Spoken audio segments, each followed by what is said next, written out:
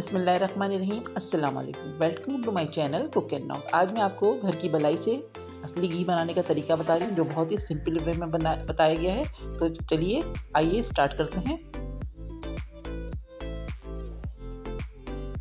यहाँ पर हमारे पास घर के बस दूध की उतरी हुई मलाई है, जिसको हमने जमा करके फ्रीज़ कर दिया था और ये हमारे पास 3-3.5 किलो के करीब जमा हो चुकी है। इसको मैंने रात में फ्रीज़र से निकाल के मेल्ट कर लिया है और अब हमने इसको एक चूल्हे पे रख दिया है और हमारे पास है नॉन स्टिक पैन। अगर आपके पास नहीं है तो आप किसी हैवी बॉटम में भी इसको डाल के पका सकते हैं। तो यहाँ पर हम नॉन स्टिक पैन में इसको डाल दिया और हम इसको स्लो फ्लेम पर पकाएंगे। जैसे जैसे पकेगी ये मेल्ट होती जाएगी और ऊपर से इसका घी अलग होता चला जाएगा और सरफेस पे घी आ जाएगा और नीचे एक खोया सा बन जाएगा। तो हम इसको स्लो फ्लेम पे पकाएंगे। आप इसमें 2 घंटे लगेंगे तकरीबन घी को अलग होने में। तो आप इसको आराम से छोड़ सकते हैं, साइड में अपना कोई भी काम करना चाहें वो कर सकते हैं। और अगर आपको ज़रा सा टाइम जल्दी बचाना है तो इसको आप खड़े होकर मुसलसल इसको चलाना पड़ेगा, तो इसका घी जल्दी अलग हो जाएगा। तो हमने इसको स्लो फ्लेम पे छोड़ दिया है।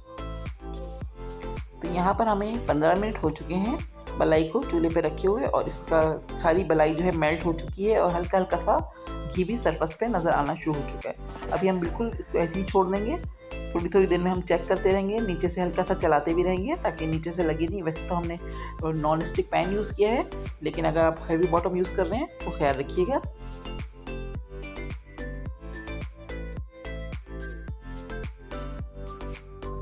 एक घंटा हो चुका है पकते हुए और घी नज़र आना शुरू हो चुका है सरफेस पे। तो इसी तरह हम अभी और पकाएंगे इसको। तो देखिए तकरीबन 2 घंटे हो गए, हमारा सारा घी अलग हो चुका है और खोया नीचे अलग हो चुका है। तो अब हम इसको ठंडा होने के लिए छोड़ देंगे। फ्लेम ऑफ कर रही हूँ मैं और इसको ठंडा होने का वेट करेंगे। अब हम घी को ठंडा कर चुके हैं। अब इसको मैं छान रही हूँ स्ट्रेनर के ज़रिए। देखिए कितना ज़बरदस्त घी निकल रहा है। तो यहाँ पर हमारा ज़बरदस्त खुशबूदार असली घी निकल चुका है। हमने एक बोल में निकाल लिया और देखें कितना ढेर सारा घी निकला है। 1 किलो से भी ज़्यादा निकला है हमारा घी। अब हम किसी भी जार में इसको भर के सेव कर सकते हैं और मुख्तलिफ़ चीज़ें इससे बना सकते हैं। मज़े मज़े की खाने में यूज़ कर सकते हैं। तो हमने घी अलग कर लिया, उसका खोया अलग कर लिया।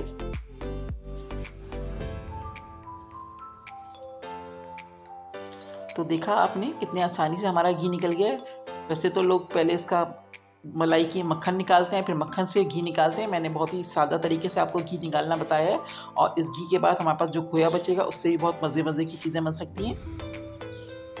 तो देखिए हमारा घी अलग हो गया और उससे नीचे जो बचा था खोया, इसको खोया कह सकते हैं आप। इससे आप हम बहुत सी चीज़ें बना सकते हैं। मैं इसमें बहुत सारी चीज़ें बनाकर आपको अपने चैनल पर दिखाऊंगी। मैं इससे चने की दाल का हलवा बनाऊंगी और बहुत सी मिठाइयाँ भी बनाकर आपको दिखाऊंगी इंशाल्लाह। तो अगर वीडियो पसंद आई तो ज़रूर लाइक कीजिएगा, कमेंट्स करके बताइएगा और अपने फ्रेंड्स का शेयर कीजिएगा। नेक्स्ट वीडियो के साथ इंशाल्लाह बहुत जल्द आऊँगी। दुआओं में याद रखिएगा। अल्लाह हाफिज़।